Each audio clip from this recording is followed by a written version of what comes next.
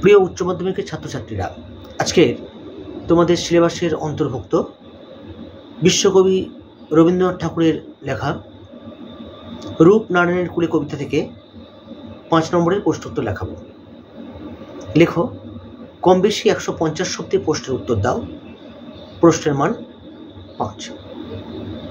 প্রশ্ন লিখবে inverted comma দিয়ে। লেখো, সত্য যে কঠিন, ইনভার্টেড কমা ক্লোজ করে ড্যাশ দিয়ে লিখবে এই উপলব্ধিতে কবি কিভাবে এলেন তা রূপনারায়ণের কুলে কবিতা অবলম্বনে আলোচনা করো। উত্তর লিখবে বিশ্ববরেণ্য কবি রবীন্দ্রনাথ ঠাকুর বিরচিত শেষ লেখা কাব্যগ্রন্থের অন্তর্গত রূপনারায়ণের কুলে কবিতায় ধ্বনিত হয়েছে বিশ্বের সব প্রান্তের মানুষের সুখ দুঃখের যন্ত্রণা আনন্দের কথা। দাঁড়িয়ে দাও। আনন্দবাদী কবি রবীন্দ্রনাথ রূপনারায়ণের কুলে কবিতায় নিজের দিকে তাকিয়েছেন। দাঁড়িয়ে দাও। তাকিয়েছেন জগতের দিকে। ড্যাশ দাও। তবে তার সে দেখার চোখে এসেছে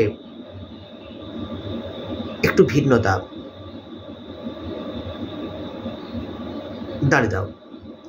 যে বিশাল জীবন কাটিয়ে যাচ্ছেন তিনি, তার দৃষ্টিতে এ যেন তারই সত্যাসত্য বিচার। দাঁড়িয়ে দাও। মৃত্যু এসে দাঁড়িয়েছে জীবনের দরজায়। দাঁড়িয়ে দাও। সে যে চরম সত্য কবিতা জানেন। দাঁড়িয়ে দাও।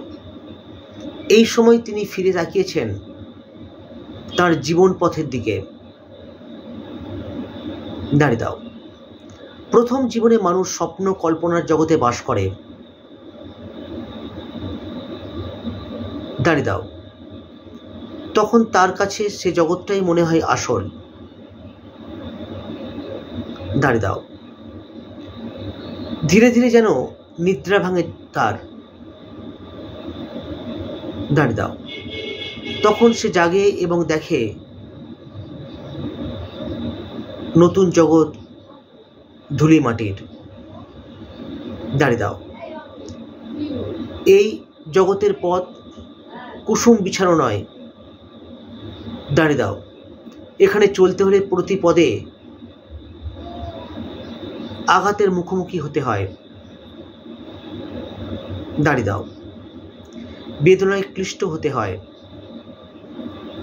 দাঁড়িয়ে দাও। রক্তের অক্ষরে অর্থাৎ বস্তু সত্তার মধ্য দিয়ে এই বাস্তব জগৎকে দেখলেন কবি। দাঁড়িয়ে দাও। বুঝলেন এই সত্য অত্যন্ত কঠিন এবং নির্মম। দাঁড়িয়ে দাও। কোনো ছলনা বা মায়ার আবরণে প্রকৃত ঢাকার চেষ্টা করে না। দাঁড়িয়ে দাও। নিজের রূপ সে একইভাবে দেখিয়ে যায় চিরকাল। দাঁড়িয়ে দাও। রূপের জগতের বাস্তবে রয়েছে এই কাঠিন্য। দাঁড়িয়ে দাও। এই জীবন সুখের তপস্যা নয়, দুঃখের। দাঁড়িয়ে দাও। সেই দুঃখকে কবি আনন্দের স্পর্শে করেছেন সঞ্জীবিত। দাঁড়িয়ে দাও। ভালোবেসেছেন সেই কঠিন সত্যকে। দাঁড়িয়ে দাও, উত্তর শেষ করো। চ্যানেলটিতে যারা নতুন এসছো চ্যানেলটিকে তোমরা সাবস্ক্রাইব করো, ভালো লাগলে লাইক করো, বন্ধুদের সঙ্গে শেয়ার করো, আর কমেন্ট সেকশনে অবশ্যই তোমাদের কী ধরনের প্রশ্ন উত্তর প্রয়োজন সে বিষয়ে অবশ্যই কমেন্ট করে জানিও। লেখো পরের প্রশ্ন ইনভার্টেড কমা দিয়ে। রূপনারায়ণের কুলে এরকম ক্লোজ করো।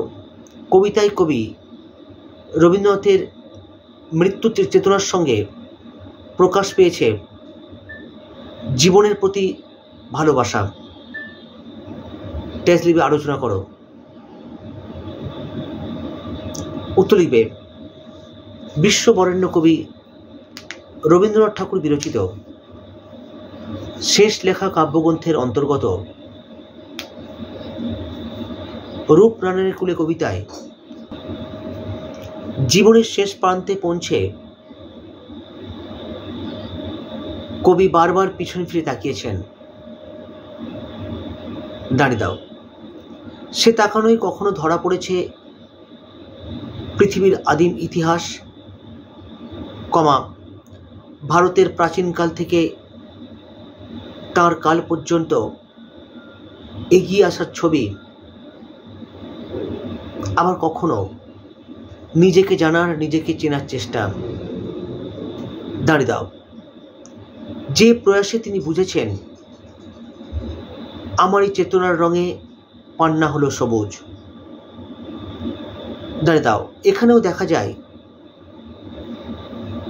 সেই চেতনার যেন নব আবিষ্কার। দাঁড়িয়ে দাও। মৃত্যুর কথা তিনি বলে এসেছেন তার প্রথম যৌবন থেকে। দাঁড়িয়ে দাও। তাকে বারণ করার জন্য বলেছেন মরণ রে তুহু মম শ্যাম সমান। দাঁড়িয়ে দাও। তিনি দেখেছেন মৃত্যু করে লুকোচুরি সমস্ত জীবন ধরে, কিন্তু দাঁড়িয়ে লিখবে, কিন্তু এখানে মৃত্যুর সেই লুকোচুরি আর নেই। দাঁড়িয়ে দাও। রূপনারায়ণের কুলে পৌঁছে তিনি বুঝেছেন রূপ থেকে আবার রূপহীনতার জগতে চলে যাওয়ার সময় এসে গেছে। দাঁড়িয়ে দাও। তাই তিনি জীবনকে দেখার চেষ্টা করেছেন মৃত্যুর জানালার ভিতর দিয়ে। দাঁড়িয়ে দাও। প্যারা চেঞ্জ করো। প্যারা চেঞ্জ করে লিখবে, কবি রবীন্দ্রনাথ ঠাকুর দেখেছেন স্বপ্নের জগৎ অবাস্তব, কোহেলিকাময়। দাঁড়িয়ে দাও। সেই জগৎ থেকে জেগে ওঠার পর মানুষ জানতে পারে যে জগতে সে এতক্ষণ বিচরণ করেছে সে জগৎ সত্য নয়। দাঁড়িয়ে দাও। এই ধুলি মাটির জগৎ সত্য। দাঁড়িয়ে দাও। জীবন হলো সবসময় সংঘাতময়। দাঁড়িয়ে দাও। আঘাত বেদনা জীবন অতিবাহিত করার অবলম্বন। দাঁড়িয়ে দাও। সেই বেদনা ও আঘাত জীবনকে চিনতে শেখায়। দাঁড়িয়ে দাও। যে অমূল্য জীবন মানুষ লাভ করে সে জীবন মৃত্যুর হাতে তুলে দিলে তবেই তার পূর্ণতা। দাঁড়িয়ে দাও। কারণ পৃথিবীতে জীবন যেমন সত্য, মৃত্যুও তেমনই। দাঁড়িয়ে দাও। উত্তর শেষ করো। আজকে এই পর্যন্ত। আগামীকাল নতুন কোনো টপিক নিয়ে উপস্থিত হব। ভালো করে পড়াশোনা করো, ভালো থেকো, আর অবশ্যই এখন থেকেই প্রিপারেশন দিতে শুরু করো যাতে ভালো করে পরীক্ষা দিতে পারো। আজকে বিদায় নিচ্ছি এই পর্যন্ত। Tata, bye bye.